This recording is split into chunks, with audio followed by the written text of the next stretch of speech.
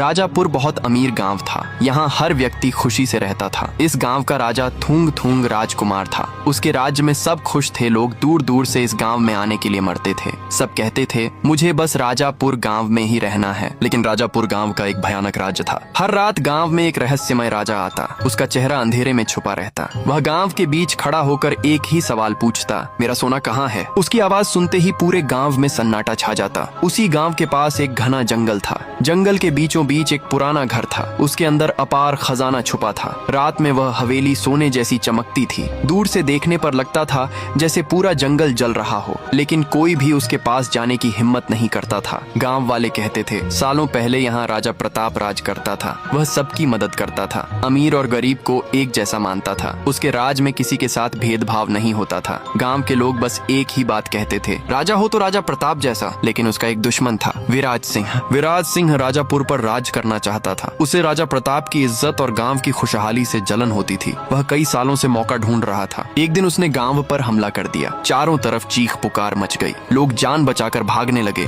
विराज सिंह के सैनिक गांव में तबाही मचाने लगे। राजा प्रताप के रक्षक डर गए। उन्हें लगा कि अगर खजाना दुश्मन के हाथ लग गया तो सब खत्म हो जाएगा। उन्होंने राजा का सारा सोना लेकर जंगल वाले पुराने घर में छुपा दिया। लेकिन उनमें से एक रक्षक बुरी तरह घायल हो चुका था। वह खजाना छुपाकर वापस लौट नहीं पाया। उसी रात उसकी मौत हो गई। उसके बाद गांव में एक और राज पैदा हुआ। कुछ गांव वालों को खजाने की खबर मिल गई। उन्होंने रात के अंधेरे में जाकर राजा का सोना चुरा लिया। किसी ने सच नहीं बताया। धीरे धीरे असली कहानी दब गई और बस डर बाकी रह गया।